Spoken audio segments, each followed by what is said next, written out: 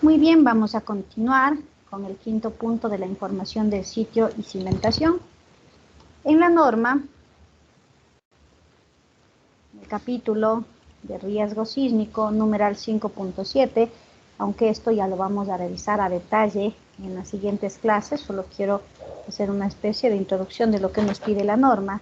Se especifica claramente que se va a requerir información del sitio para verificar si la estructura se encuentra en una zona que pueda estar sujeta a inestabilidad, ¿no? Puede ser la inestabilidad por el tema del peligro sísmico como tal, o también por cosas específicas en cuanto al nivel de exposición. Es decir, aquí tenemos que un poco de la mano peligro sísmico y nivel de exposición, ¿no?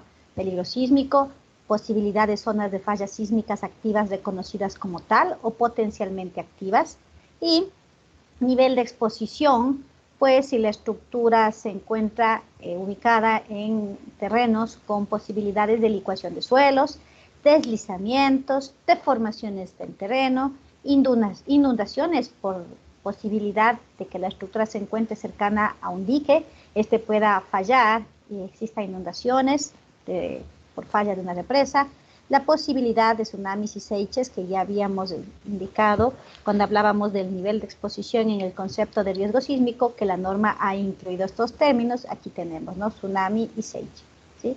Entonces, todo eso es lo que nosotros debemos intentar recoger en la información del sitio y cimentación, todo lo que podamos conseguir. Mientras más consigamos, que mejor. Si no conseguimos, pues habrá que asumir o dar la explicación de las limitaciones del caso. Como se habla de peligro sísmico dentro de la información del sitio, lo primero será recurrir a nuestro famoso mapa de peligro sísmico de la ANEC y decir que la estructura que se encuentra en Nagasca está ubicada en la ciudad de Quito. Señalamos aquí e indicamos que se encuentra en una zona considerada de alta peligrosidad sísmica con un valor de Z de 0,40 veces la gravedad. ¿Sí? Ya, es una primera información que está en Macas, El Puyo, Bahía, Guayaquil, etcétera. Será lo básico que debemos realizar. Algo más específico, siempre hay estudios específicos, principalmente de las ciudades más grandes de nuestro país. Quito cuenta con su estudio de microzonificación sísmica realizado por la ARN12, ya vamos a revisar, liderados por Aguiar. También en Ambato existe un excelente estudio de microzonificación sísmica de Aguiar, y así deberemos ir consultando en función de la ubicación de la estructura lo que exista. A veces habrá, a veces no. Un estudio de suelos también nos ayudará. Si hay un estudio de suelos de la estructura que voy a evaluar, qué excelente, así sea con normativa anterior. Si no hay, pues intentar buscar de algún vecino, si es que se puede conseguir, de alguna estructura pública. Recuerdo que cuando se hacía el análisis de unas estructuras ubicadas por el sector de Aloa, pues se tuvo acceso, obviamente solicitando de manera oficial, al estudio de suelos realizado para la construcción de la Escuela del Milenio. Como este es un documento público, se pudo acceder con las formalidades del caso y sirvió, porque esto era a pocas cuadras de un estudio que hicimos de evaluación del riesgo sísmico. Entonces, podemos tener algo cercano para tener una idea. Y a veces no se tiene, ¿no? A veces no se tiene ni un estudio de suelos, pero tenemos que intentar conseguir lo que podamos, ¿sí? Lo que podamos conseguir, siempre hay algo, principalmente, como les decía, en ciudades grandes, como por ejemplo Quito, Ambato, Cuenca, se cuenta ya con los famosos estudios de microzonificación sísmica. ¿Qué son estos estudios? Estos estudios son, o más bien, primeramente, son obligatorios. Revisemos la norma, capítulo de peligro sísmico. Esto tenemos,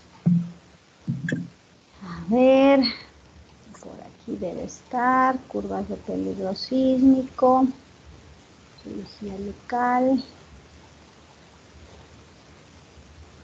Aquí está, ¿ya? Por favor, a ver, ayúdenos algún estudiante, la señorita Carla Alcócer, denos leyendo lo que dice la norma. Le voy a decir dónde primero. Bueno, donde se habla en el numeral 3.2.2, coeficientes de perfil de suelo FA, FD y FS, en su parte final, página 32, del capítulo de peligro sísmico de la norma, ¿no? Aquí está, por favor, señorita, si nos ayuda. Yeah. Para poblaciones con más de 100.000 habitantes que deberían disponer de estudios de microzonificación sísmica y geotécnica en su territorio y sitios con suelos de tipo F. Se realizará espectros de respuesta elástico de aceleraciones específico al sitio, basado en la geología, tectónica, sismología y características del suelo local. El espectro debe desarrollarse para una fracción del amortiguamiento respecto al crítico del 5%, a menos que la utilización de otros valores sea consistente con el comportamiento estructural previsto y con la intensidad del sismo establecida para el sitio. Gracias, señorita, aunque lo que yo la señorita hubiese querido leer después, me adelanté. Está bien lo que dice la primera parte, ¿no? Pero en otra parte la norma también habla sobre esto, ¿no? Ya le busco. Sin embargo, lo que queremos acotar es que la norma obliga que para poblaciones de más de 100.000 habitantes existan estudios de microzonificación sísmica. Eso es lo que quería denotar. Me parece que lo que habla aquí es complemento. También quiero hacer referencia a lo que leyó la señorita, pero esto está en otra parte de la norma que ahorita no lo encuentro. Ya les busco dónde se encuentra, pero es precisamente lo que acabó de leer la señorita, referente a que poblaciones de más de 100.000 habitantes deben tener estudios de microzonificación sísmica, ¿sí? Es por esa razón que poco a poco ciudades, las más importantes, han comenzado a desarrollar sus estudios, ¿sí? Y de esa manera podemos tener ya actualmente algunos estudios en las ciudades más importantes de nuestro país. Podemos tener nosotros los estudios de microzonificación sísmica. Vamos a revisar, ya les busco, quería leerles otra parte de la norma de peligro sísmico, no importa. Vamos a revisar lo que nos especifica la norma, perdón, lo que nosotros tenemos para el caso de la ciudad de Quito, entendiendo nuevamente que lo vamos a hacer para Quito porque nosotros, bueno, la gran mayoría estamos en Quito, ahí está nuestra ciudad, pero lo mismo, similar, deberíamos considerar para otras poblaciones, ¿no? Entonces, vamos a revisar. A pesar de que la norma recién en la publicación de la actual norma ecuatoriana de la construcción, es decir, 2014, en su capítulo de peligro sísmico, obliga a realizar estudios de microzonificación sísmica, eso no significa que en nuestra ciudad no se hayan desarrollado estudios de gran relevancia en el área. ¿Sí? Existió ya una primera zonificación primaria de Quito, liderado por la Escuela Politécnica Nacional y por Valverde, alrededor del año 1994. Esto se hizo en función de múltiples estudios desarrollados por esta universidad, donde se clasificó por primera vez a los suelos de Quito en estos tres grandes grupos denominados los flancos del Pichincha, los depósitos lacustres y Cangagua. Los flancos del Pichincha incluían depósitos aluviales, cenizas volcánicas y depósitos de Cangagua, ¿sí? Lo que está denotado con F.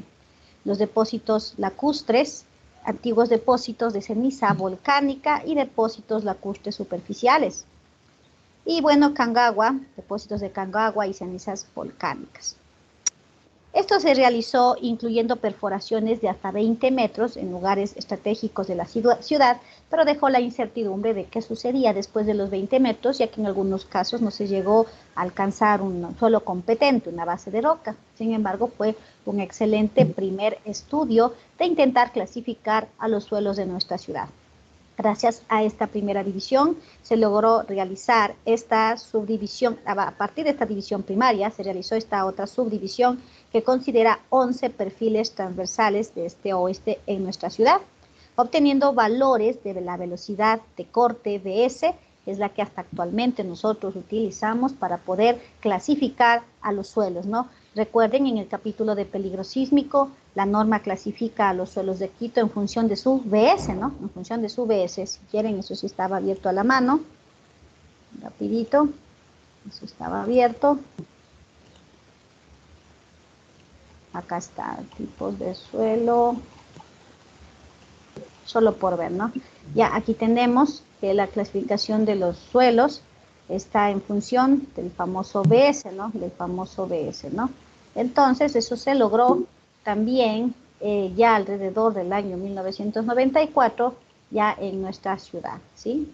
Siendo uno de los primeros estudios de microzonificación realizados en nuestra ciudad. Después de la publicación de la anterior norma, Código Ecuatoriano de la Construcción, se hizo una adaptación del estudio anterior a las clasificaciones de suelos propuestas en el anterior SEC 2000.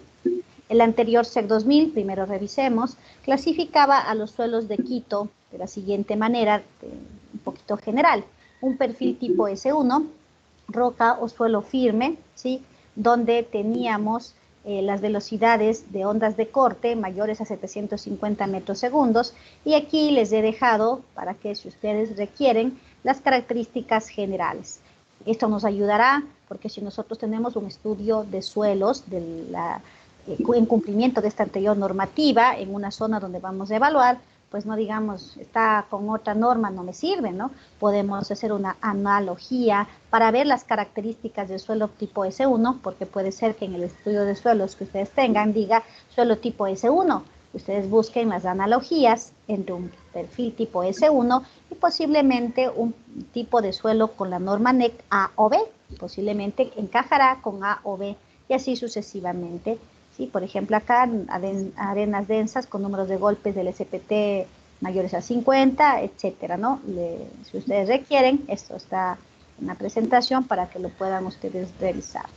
Perfil tipo S2, bueno, más bien al S3, porque el S2 es el que no es S1 y el que no es S3, un suelo intermedio. El S3, suelos blandos, estratos profundos, ¿sí? Periodos fundamentales de vibración mayores a 0,6 segundos, suelos cohesivos blandos, semiblandos, duros y muy duros, granulares, sueltos, semidensos y densos. Sin un poquito más de especificación, deberíamos ir al SEC para chequear la velocidad de onda de corte BS, y será importante, insisto, porque si yo tengo un estudio de suelos hecho con esta normativa, lo puedo usar en el proceso de evaluación de una estructura, asimilando o más bien asemejando el tipo de suelo del Código Ecuatoriano de la Construcción con la actual NEC, ¿no? Si un suelo no era S1 o S3, pues era S2, y el S4 ya condiciones especiales, suelos con alto potencial de licuación, turbas, lodos, suelos orgánicos, rellenos sin control ingenieril, algo muy común en nuestra ciudad, arcillas, limos de alta plasticidad y arcillas suaves y medias duras, ¿no? Entonces, en función de esta clasificación, nuevamente la Escuela Politécnica Nacional, liderada por Valverde en el 2002, realizó una clasificación de los suelos de Quito, utilizando para eso la información del estudio anterior e incrementando varias perforaciones en lugares importantes, llegando a determinar que la mayoría de suelos de nuestra ciudad es S2, con zonas importantes de suelo tipo S3 y zonas con tipo S1. Este estudio de suelos estuvo vigente durante muchos años, ya que nos ayuda a determinar de manera aproximada el tipo de suelos de Quito.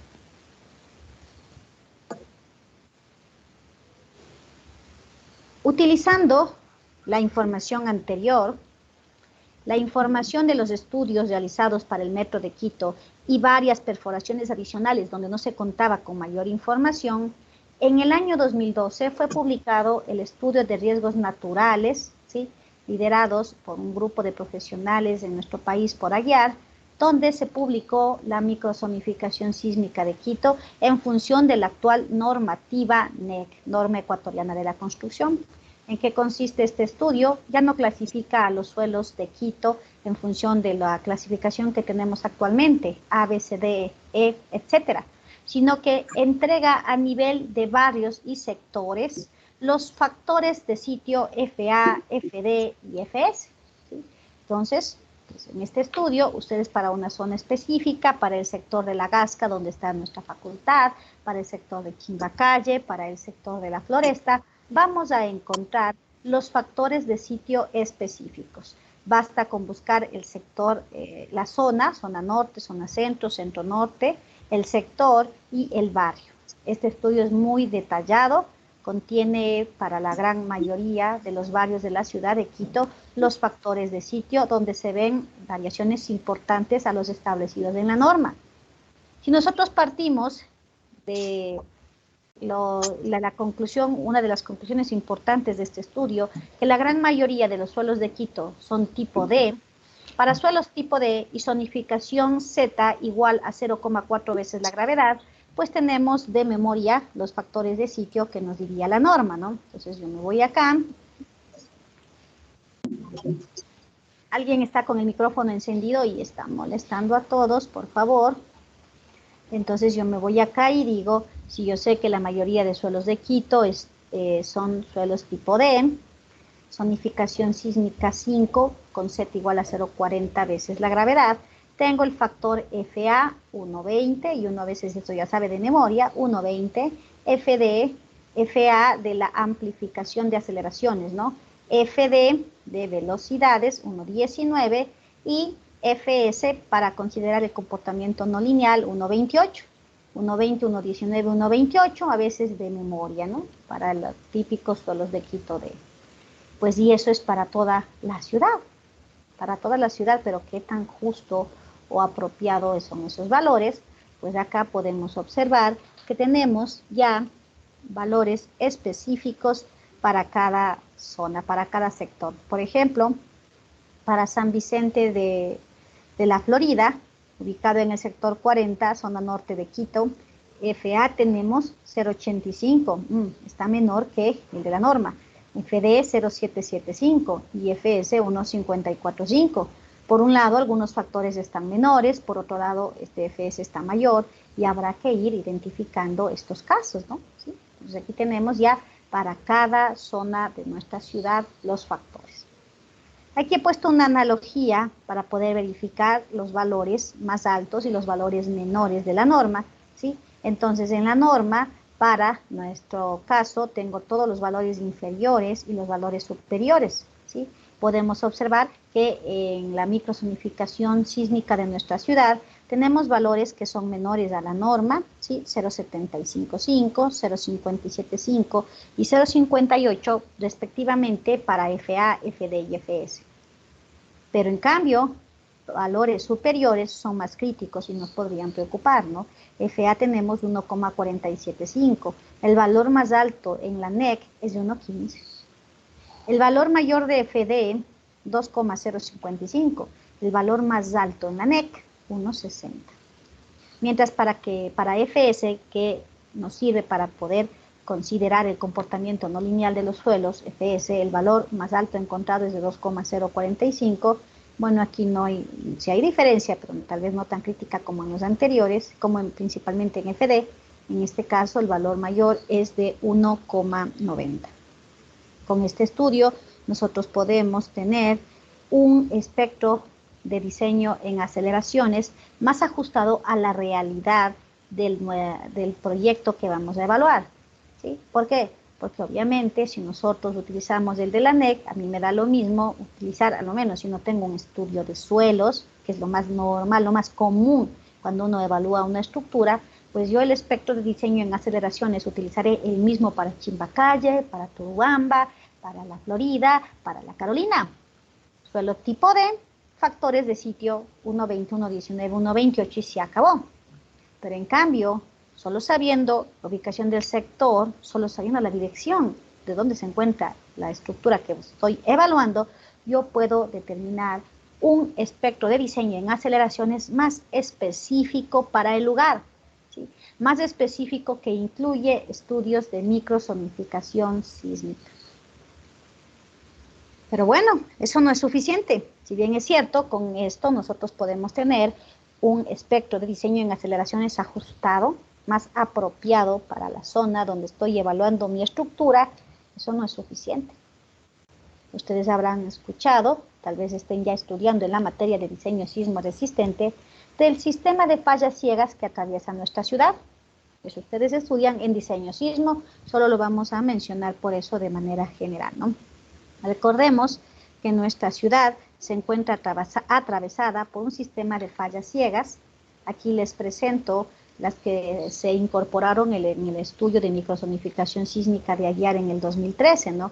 Este sistema de fallas ciegas también ha venido trabajándose muchísimo en las últimas décadas. No es que nuestro país en ese sentido se ha despreocupado, por lo menos en nuestra ciudad han existido excelentes avances desde las décadas de los 80, 90 y más ahora en los últimos años, referido al estudio precisamente de las fallas ciegas, de la clasificación de suelos, como ustedes están observando. Hay cosas en las que estamos muy retrasados, ¿sí? Pero hay cosas que hay que decirlo de manera real, hay aspectos en el área principalmente del campo de evaluación de estructuras donde se ha ido ganando muchísima experiencia. En el campo de la determinación de las fallas ciegas hay excelentes estudios, ¿sí? Tenemos aquí, por ejemplo, lo publicado por allá en 2013, precisamente en el libro de microzonificación sísmica. Y claramente, pues yo tengo aquí ubicada la estructura y puedo decir que la estructura se encuentra lejana a la falla 1, cercana a la falla 3, sobre la falla 3. ¿Sí? Y esto es muy importante cuando intentamos determinar la información del sitio y cimentaciones. La estructura se encuentra cercana, sobre, lejana a una falla. Un poco más actual, podemos ver aquí los estudios realizados por Aguiar y Alvarado respecto a los segmentos de fallas ciegas, donde tenemos ya segmentos completos, los que les presento aquí, el de Bellavista Catequilla, Cárcel en el Inca, Ilumbisilabota y Puengasí, tenemos unos más al sur. Esto es importante considerar porque si nosotros nos encontramos cercana a una falla ciega o sobre una falla ciega, el peligro sísmico considerado debería ser diferente, ¿no? No es lo mismo una estructura que se encuentre, por ejemplo, ubicado en la ciudad, en el sector de La Gasca, que una estructura que se encuentre en Calderón, precisamente sobre la falla Bellavista Catequilla. Recuerden que el sismo de agosto de 2014, y ese es el mapa que les estoy presentando, fue asociado a la falla Catequilla Bellavista, ¿sí? Por eso es importante denotar qué tan cercanos o lejanos estamos de una falla. Pero, pues, si bien es cierto, tal vez en un estudio donde yo no requiera realizar más que una primera visita al sitio, solo diré, está cercano, está lejano, pero como que eso no me dice mucho.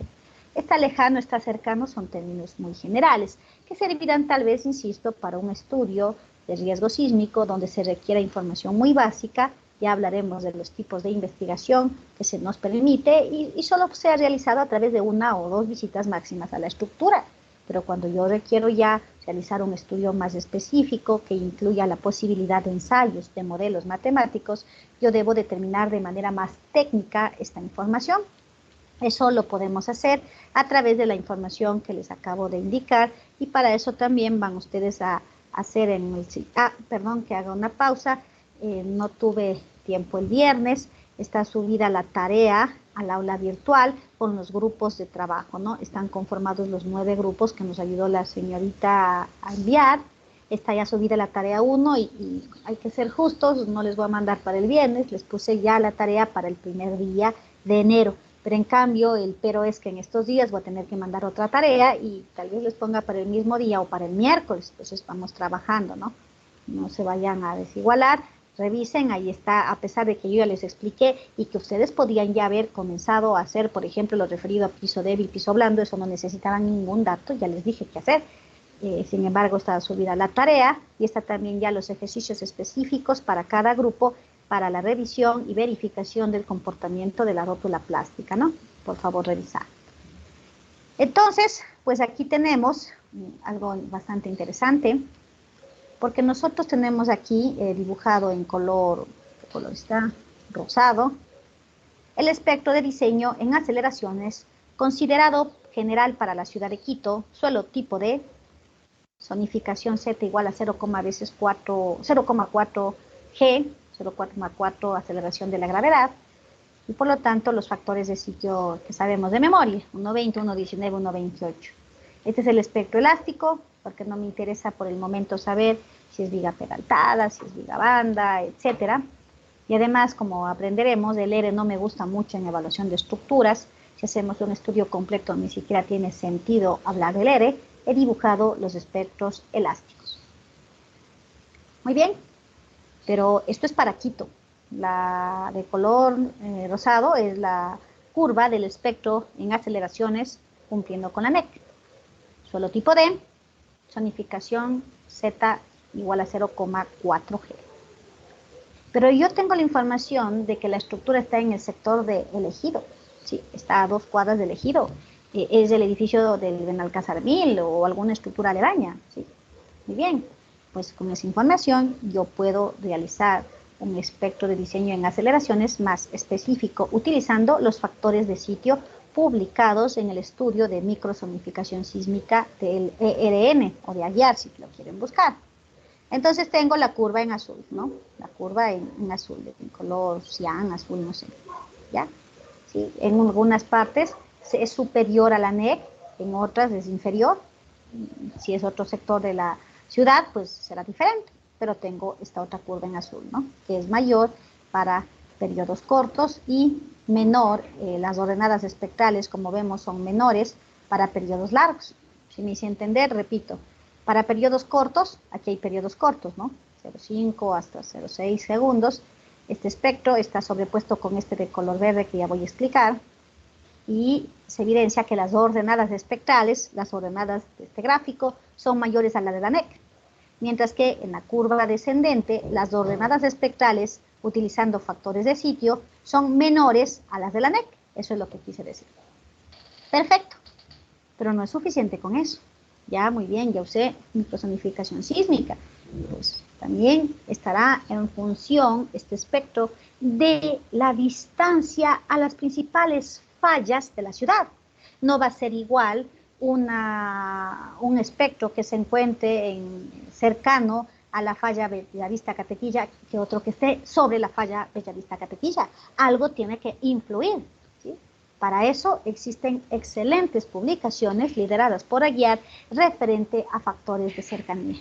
Tesis excelentes realizadas en pregrado de la Escuela Politécnica, perdón, de la ESPE, ahí me equivoqué, esto ya es la ESPE, ¿sí? Lideradas por la ESPE, principalmente del doctor Roberto Aguiar, donde se han logrado incorporar factores de cercanía que ustedes van a ir a investigar y a aprender, ¿no? Entonces, pues ahora sí, ya no fue suficiente con realizar el espectro de diseño en aceleraciones del anexo, el tipo D, Ciudad Quito.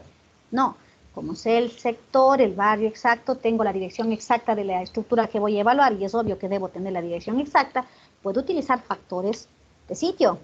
Y no es suficiente con eso. Voy a realizar un ajuste a esta curva verificando los factores de cercanía. Si bien es cierto, estos no se encuentran en nuestra norma actualmente, tenemos solo los famosos factores de sitio, pero si tenemos ya esta información importante, esta información ya con estudios técnicos de alto nivel, es importante considerarlos cuando requiero hacer estudios más específicos, ¿no?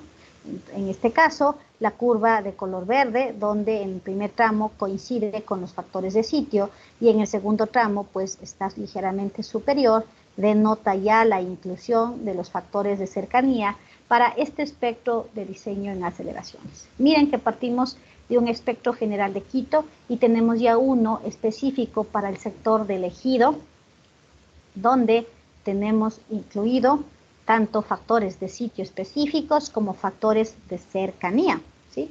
Ahora les voy a hacer una consulta. Para eso déjenme compartir la pantalla desde acá. Veamos rapidito. Entonces, miren todo lo que podemos hacer sin mover casi un dedo, sin hacer un estudio de suelos. Solo sabiendo la dirección de la estructura que voy a evaluar, yo puedo presentar lo que les acabé de indicar y eso es parte del deber. Pues en el siguiente deber les voy a incluir para que practiquen, tengan sus hojitas de cálculo y si les enseñaron ya en peligro sísmico, les enseñaron ya esto en la materia de diseño sismo, jóvenes, pregunta. ¿Ya vieron esto? ¿Sí o no? Aún no. ¿Nadie?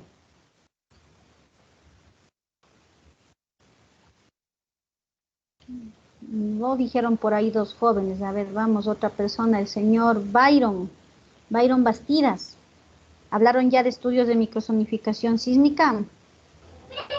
No, Inge, aún no hemos hablado de eso todavía. ¿Qué paralelos son ustedes? No sé. Bueno, eso es a veces el pero de esta materia, por eso no me sabe gustar mucho que la hayan dividido en dos. Es más, como les he explicado, esta materia es muchas universidades de posgrado y tenerla de pregrado, qué bien en nuestra universidad, pero debería intentar ser después de peligro sísmico, diseño sismo resistente, pero eso ven en décimo. Eso es lo que a veces me dificulta, ¿no? Yo tengo que ir a la par, hay cosas que después ven ustedes o les toca repetir.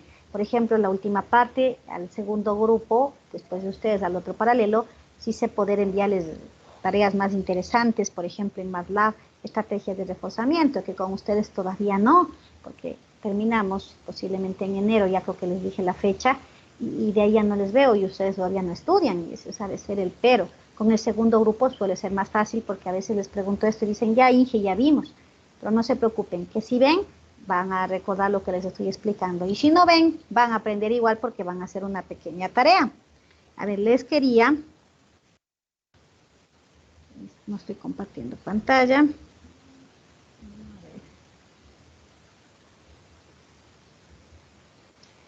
hacer una consulta. Vamos a ver si estamos claros con los conceptos.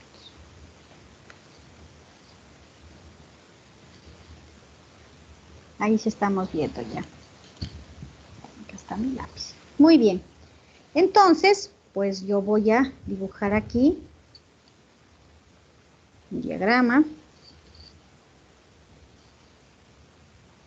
¿Ya?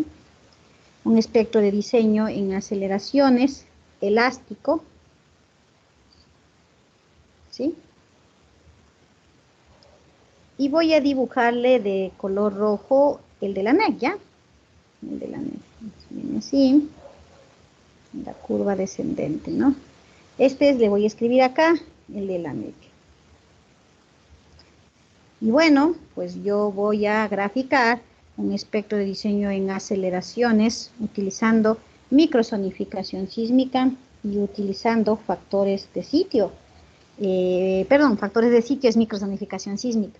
Factores de sitio y factores de cercanía. A ver, hagámosle un poquito mejor, ¿sí? ¿Ya? No, lo legal sería que aquí se vaya apegando un poquito, caramba, a ver, déjenme hacerlo mejor, así, y luego se me va pegando un poquito acá, ¿ya? Este es con estudios de microsonificación sísmica, cercanía para, qué sé yo, para la tola, ¿ya? Para la tola, por poner un ejemplo, ¿ya? La tola, listo, ¿ya? Vamos a ver. El señor Ángel Gualán. ¿Está joven? Sí, genial. La pregunta es, yo tengo el espectro de la NEC, yo tengo el espectro para la zona de la tola que utilizó microsonificación sísmica y factores de cercanía. ¿Cuál usted recomendaría usar? La de la tola, porque tiene mayor, es mayor al de la NEC, entonces tendría mayor seguridad. A ver, veamos qué opinan unos dos estudiantes más, a ver si alguien más complementa o está de acuerdo con el joven. La señorita Evelyn Fuentes, ¿qué opina usted? ¿O está de acuerdo con su compañero? Señorita Evelyn Fuentes, ¿sí está?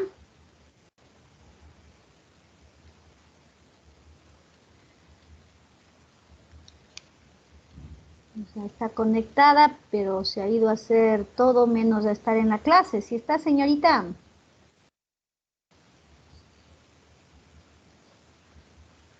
Bueno, a ustedes no me hago problema, igual ya están en décimo. A los jóvenes de resistencia de materiales eso era ya falta y yo les he regalado un punto enterito por asistir a señorita Evelyn Fuentes y ya le digo no está en clases. Nos hace perder el tiempo. Jóvenes, recuerden, no necesitan asistir a clases.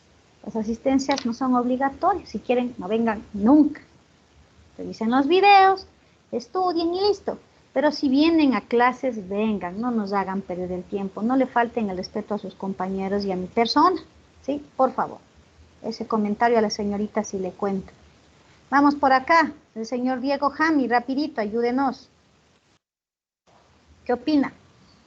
Creo que ese del atole es un poco más crítico, ingeniera. Entonces, igual comparto lo que dice el compañero. Ya.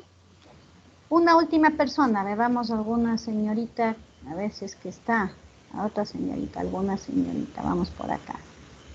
La señorita Génesis Pacheco, un último comentario, ¿qué más puede decir de lo que ya han dicho sus compañeros?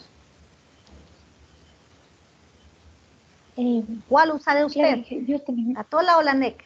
yo también, yo también estaría de acuerdo en usar la de la tola, porque igual como vamos a hacer ahí, es como un estudio más personalizado, podría decirse, o sea, está enfocado al lugar que yo voy a hacer y además se ve que es más crítico.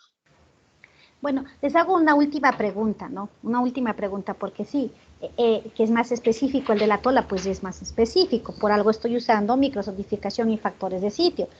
Voy a incluir un comentario y ahí pregunto una última vez. Sin saber qué es de la TOLA y sin saber qué es de la NEC, supongamos que no sabemos, no importa, ¿sí? ¿Cuál de los dos usarían en una evaluación de la estructura, en un análisis de una estructura nueva?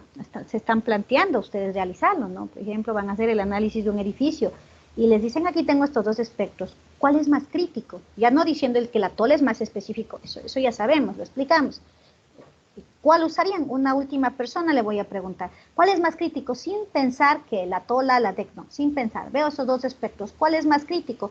Una última persona y de ahí hacemos alguna acotación. ¿Puedo tal vez A ver, participar? ya alguien al azar, vamos a ver si nos indica. A ver, vamos, Paul. Sí, me parece que bueno, en este caso, el de la tola, porque la aceleración espectral es mayor y por lo tanto, en la fórmula que yo calculo el cortante basal va a ser el más crítico, tal vez vaya por Ya. ahí, yo elegiría ese. Muy bien, ya. Los 4 jóvenes me dijeron lo mismo. Si fuera pregunta de examen, a los 4 les ponemos, y a todos, porque nadie más quiso decir, el joven último fue voluntario. Jóvenes, la respuesta sería, no sé, ingeniera, no le puedo decir. ¿Por qué? Porque les estoy diciendo que necesito evaluar una estructura o que necesito diseñar una estructura de cero. Pero depende qué estructura es para yo decidir cuál es más crítico. Y miren, jóvenes, es un poquito, ya dije hace rato, tenemos más pendientes. Por ejemplo, si la casita es de 2 pisos, 3 pisos, el periodo será pequeño. 3 pisitos, 0,40 segundos, más o menos, un poquito al ojo, ¿no? Sí, 4 pisos, 0,45, 0,50 segundos. Entonces, y ahí sí complementando lo que dijo el señor, por ejemplo, podría ser que el periodo de la estructura esté por aquí. Entonces, un periodo de 0,4 segundos, estoy diciendo. Y entonces, ahí sí, deberían decir con seguridad el espectro con microsonificación y factores de cercanía. Pero yo nunca les dije eso. Por eso tenía la respuesta que ser ingeniera, no le puedo contestar. ¿Por qué? Porque yo necesito por lo menos saber cuántos pisos tiene la estructura. Porque en función de eso, ahora en cambio, si estoy realizando un diseño para la tola de un edificio de 20 pisos, estoy diciendo algo hipotético, no hay proyectos de ese tipo en ese sector, pero entonces, como es de 20 pisos, el periodo de la estructura va a ser 1,10, 1,15, 1,20 segundos, tal vez más. Estará por acá. Qué sé yo, no, bueno, no esta escala. Bueno, no importa, un poquito para que se entienda. Ya, aquí pongamos que aquí el periodo sea 1,20. Y aquí, ¿qué espectro es más crítico? Bueno, estamos diciendo que el de la tola es el más específico. Pero yo después les dije solos, no vean esto, solo díganme cuál es más crítico. ¿Cuál es más crítico? El de la NEC. El de la NEC tiene ordenadas espectrales mayores. Y como dijo el último joven, para el cálculo del cortante basal, que va a simular la acción sísmica, yo necesito el famoso SA, donde el SA es la ordenada espectral, pero en función del periodo de la estructura, ¿sí? Recuerden, jóvenes, que B es igual arriba, bueno, lo que fuera, pero arriba tenemos SA en función de T. En función del periodo de la estructura, yo busco el SA, sería así mejor para que, a ver, está en función, no es igual, está en función, ¿no? Está en función del periodo de la estructura, ¿sí? está mal. Así sería, ya. Está en función del periodo de la estructura. Por esa razón, lo que yo les pregunté, no podían contestar. La pregunta era, ¿cuál ustedes usarían? Ingeniera, el más crítico, sí, pero ¿cuál es el más crítico? No sé, ingeniera, porque yo no sé la estructura. Por un lado, pues para periodos cortos, el más crítico es el del sector La Tola, que tiene factores de sitio y factores de cercanía. Pero por otro lado, para periodos altos, pues el más crítico es la NEC, así que yo no puedo responder si no me da más información. Recordemos los conceptos, ¿no? A veces eso es lo más importante, fórmulas, tenemos que abrir la NEC, ya está. Los softwares nos dan haciendo todo, pero si no tenemos los conceptos, eso hay que tener claridad. Eso es lo que yo quiero en estas clases. Fórmulas de norma, pues ahí está. De software nos damos los clic y ya está listo. A lo menos en pushover, vayan en la tarde. Yo siempre digo que busquen un tutorial medio interesante de 13 pasos, videos en inglés, y ya hicieron pushover en la tarde. Pero si no tenemos los conceptos, el concepto aquí es recordar que para poder determinar cuál es el más crítico, debes verificar siempre en función del periodo de la estructura. Entonces ahí sí podrán contestar. Se apagó la batería. Bueno, igual ya vimos. Se me apagó la batería del otro equipo. Entonces, pues ahí sí podemos contestar, ¿no? Con solvencia, cuando tengamos estos casos que nos servirá tanto para evaluación de estructuras como para el caso de un análisis y diseño de cero. ¿Cuál es el espectro más crítico? En este caso es igual, depende. ¿Depende de qué? Del periodo de la estructura en el que se va a usar. En este caso, periodos cortos o periodos largos. Hay casos para ciertos barrios de Quito, pues que la curva es al revés. Qué pena, se apagó el equipo. Por ejemplo, es al revés. Tengo aquí para zonas de periodos cortos más bajo que la NEC y para zonas de periodos altos, pues más alto que la NEC. Algo importante que destacar, si bien es cierto, la norma contiene los requisitos mínimos, pues es el profesional el que decide los valores. ¿A qué me refiero? Por ejemplo, con el famoso valor especificado en la norma para la determinación del módulo estático del hormigón, que tanto lo estudian, que tanto hacen ensayos en el laboratorio, desde que recuerdo, hacen siempre tesis del famoso módulo estático del hormigón. ¿Sí? La norma, ¿qué valor nos dice? A ver, alguien de memoria, a ver si estamos atentos. Rapidito, la señorita Carla Alcocer. ¿Cuál es el valor que nos especifica la norma en su capítulo de hormigón armado para el famoso E?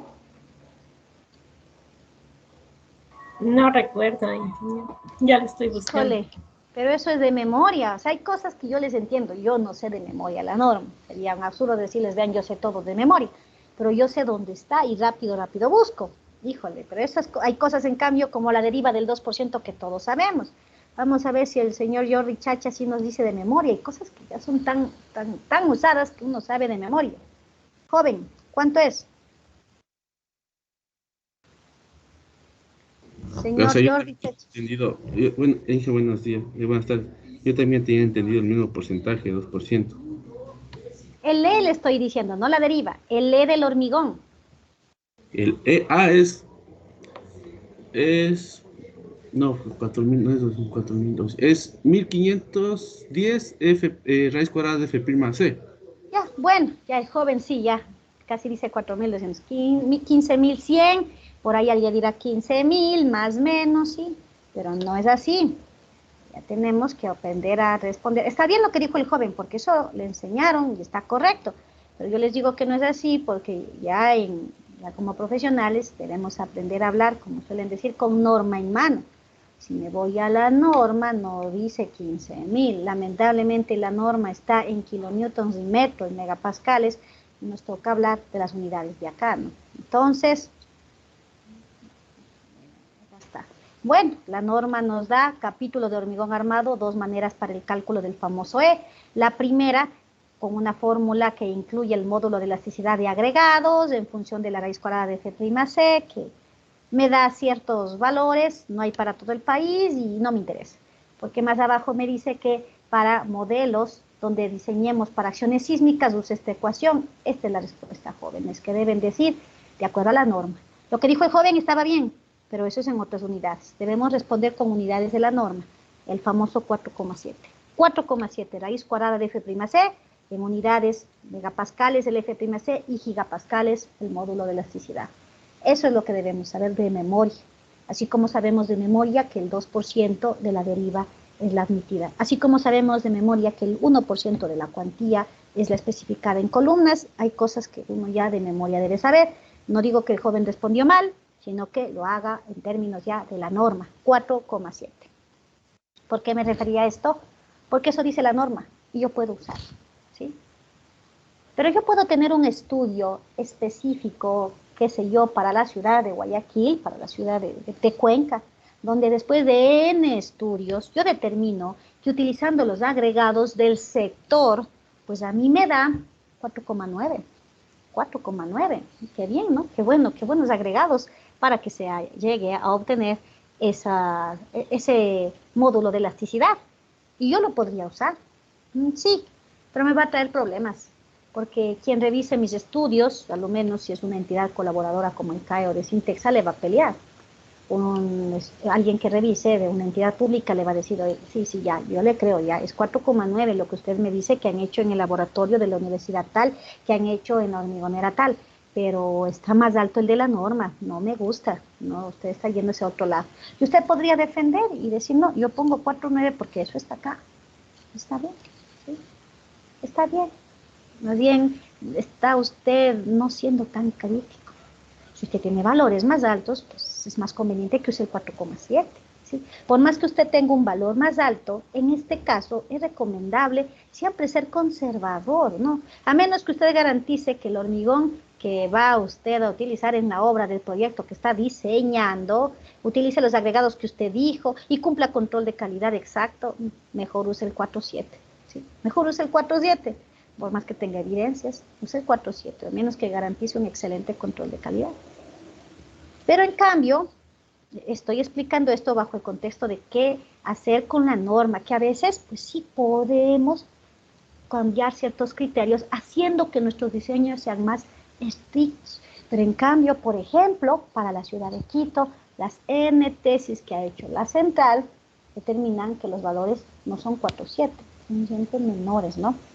En un proyecto de un proyecto nuevo, no recuerdo cuál sería, pero generalmente de 6, 7 pisos, 3 subsuelos, yo hace algunos años presenté con este valor, y pues me encontré con un revisor, un conocido profesional, que me decía, ingeniera, sí, yo sé que ese valor está en la norma, y usted está cumpliendo con la norma, y está bien, pero ingeniera, usted es directora del laboratorio de ensayo de materiales, y sabe muy bien que ese valor no es cierto, que ese valor no es justo, que ese valor es sacado a veces de contexto porque estamos acostumbrados a copiar control C, control V de la norma, al famoso 15.100 que el joven dijo de memoria, porque eso le enseñaron que estuvo bien. Pero eso no es tan cierto, ¿no? Jóvenes, nuestro país, si nosotros queremos aplicar un diseño de mezclas idéntico al que dice la ACI, a veces no se puede, principalmente por nuestros agregados. Nuestros agregados no cumplen de manera perfecta las granulometrías perfectas que tienen en Estados Unidos y no cumplen, ¿no? Nosotros no tenemos los tipos de cementos que ellos tienen allá. Nosotros, la tecnología en el área del cemento es en función de lo que tenemos en el país. Lo que más tenemos son puzolanas y por eso tenemos más cementos con puzolanas. Entonces no podemos simplemente coger valores de otros países, principalmente de Estados Unidos, y coger y colocar. Como referencia, he encontrado que en los últimos estudios, de manera general, este valor es de 4,3, ¿no? Para Quito, con los típicos agregados, o Guayabamba, o Pico, pero 4,3. Y ese valor sí lo puedo usar. Y no me van a pelear mucho.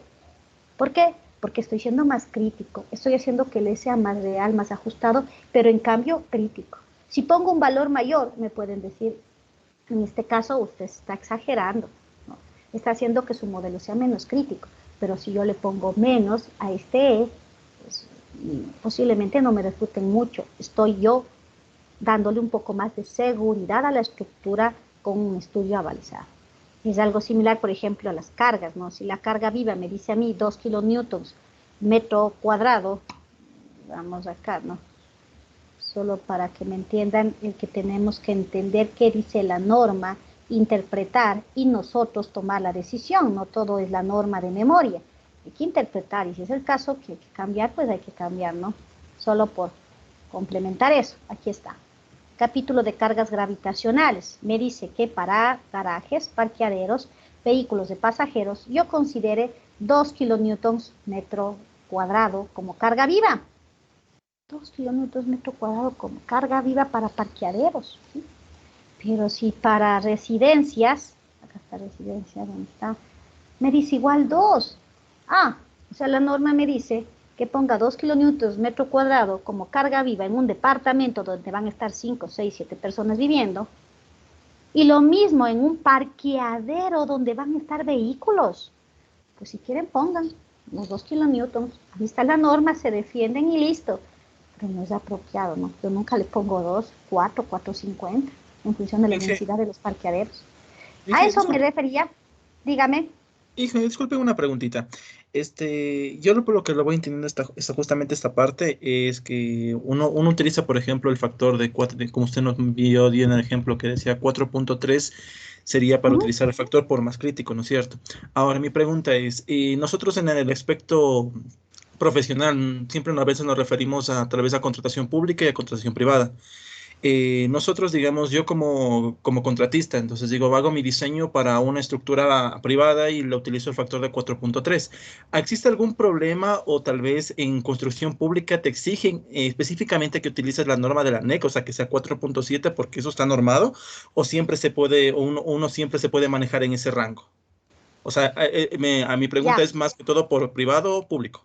Ya, usted tiene que cumplir con la norma como mínimo, ¿no? Como mínimo, ¿sí? Entonces, si usted pone, por ejemplo, los 2 kilonewtons metro cuadrado para el parqueadero, pues usted puede pelear y decir eso está en la norma. Pero en cambio, antes que la norma, también prevalece el criterio profesional. No voy a poner 2, pues. Puede ser que sea un error de la norma. Mejor utilizaré los otros criterios que están acá para ver si me da más crítico. O le pongo un valor ya calculado, más apropiado en función de los típicos vehículos que están en un parqueadero y me dará 4,50, ¿no? No hay problema. Por ejemplo, del famoso hormigón, no pasa nada si usted pone 4,7. 4,7 está en la norma y usted está cumpliendo con la norma. Pero yo les cuento el caso que a mí me pasó, ¿no? Que a mí me dijeron aquí en el CAE, pues, pero ingeniera no le ponga 4,7. Si bien es cierto, usted puede decir que es 4,7 y aquí nadie le dice nada, pero pongámosle un valor que sea más apropiado. Miren el ERE es más fácil, también me ha pasado, y sí es debatible, ¿no? El famoso ERE, muchos critican que la actual norma se pasó con el ERE, que los ERE están muy altos, y sí, jóvenes, sí están altos, la verdad, que el ERE 8 es mucho para pórticos resistentes a momentos con vigas peraltadas, está muy alto. ¿El ERE qué hace? Factor de reducción sísmica, le baja al espectro, el espectro que le tengo arriba, pues le baja. El ERE 8 es bastantísimo, ¿sí? Es mucho, muy bien.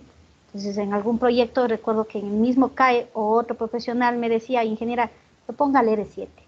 Pero ahí sí es un poquito de discutir, ¿no? Porque si yo le pongo ERE 7, ahí sí las dimensiones de los elementos van a ser más altas, más grandes, me van a crecer el proyecto. ¿Justifica eso? Eso es una discusión, ¿no? Interesante. Ustedes pueden decir, no le voy a poner el ERE 7, porque a mí la norma me deja el ERE 8. Y porque aquí los costos en la parte de presupuestos es lo más crítico. Yo no le pongo el R7. Otros dirán, no, si le voy a poner el R7 por un poco más de seguridad.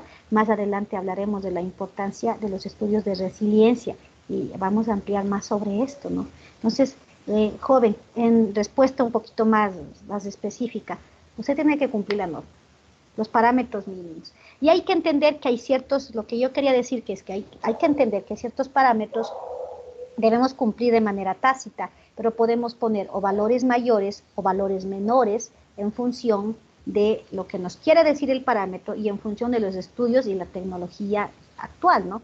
Entonces, si yo tengo evidencias que es pues 4,3 y que jamás me va a dar un hormigón 4,7, yo le pongo el 4,3, ¿sí? y nadie tiene por qué discutirme, a menos que sea el cliente que me diga, si usted le pone eso me va a salir más caro a la estructura. Pero no, para eso está el profesional estructural. Aquí estamos bajando el valor. Acá les decía, le estoy poniendo un poco más, ¿no? En vez de 2 le estoy poniéndole 4. Más bien eso es responsabilidad del estructural, los parámetros que ponemos. Y por esa razón, pues acá es lo mismo, ¿no? Acá es lo mismo. Pues, ¿cuál uso? Si quieren usen el de la ANEC, nadie les va a decir nada, ¿no? Si hablamos de estudios de microzonificación sísmica, pues uso el de la microzonificación sísmica o con factores de cercanía. Pero si quiero ser crítico, por más que en esta zona yo tengo una estructura con un periodo alto, por más que en esta zona, el puntero ya, en esta zona yo tenga que el espectro real para la zona con factores de cercanía, con factores de sitio para el sector elegido, yo estoy viendo que en la curva descendente es más crítico la NEC, ¿sí? Entonces, a pesar de que esto es más específico para la estructura del Benalcázar 1000, por poner un ejemplo de una edificación, yo uso el de la NEC, porque la NEC es más crítica, y no vaya a ser que haya algún inconveniente y me digan, usted usa un valor menor al de la norma. Pero en cambio, si en las 2 cuadras del edificio Benalcázar 1000, que queda justo cercano entre el Ejido y, cuando termina el Ejido hacia el sur, ¿no? Donde empieza más bien el Parque Ejido, a 2 cuadras tengo una casita de 3 pisos y estoy evaluando, pues yo usaré el de acá, ¿no? Yo uso el de acá, el espectro de diseño en aceleraciones para... Sismo 2.0. Dígame, señorita. Clases de sismo 2.0, no le entendí. Bueno, entonces, lo que de conclusión les quería acotar, y se nos pasó un poco el tiempo, es que ustedes como profesionales son los que deciden los parámetros a considerar, ¿sí? Ustedes. Y eso hace que siempre sean tanto los análisis y diseños estructurales como las evaluaciones, los resultados sean al mejor criterio del profesional y no hayan únicas respuestas. Yo puedo decir, yo cumplo con la NEC y se acabó. Yo puedo decir, yo demuestro que es más crítico lo que yo estoy considerando y eso utilizo. Como decía el joven, si estoy para una empresa pública, pues la NEC. Pero créanme que si usted le coloca un valor más crítico, no le van, a menos que sea algo tan exagerado como cambiarle el ERE a 6, porque ahí sí se le va a encarecer la estructura. Es raro que le quieran debatir cuando usted quiere ser un poco más crítico, más bien en pro de la seguridad estructural, ¿no?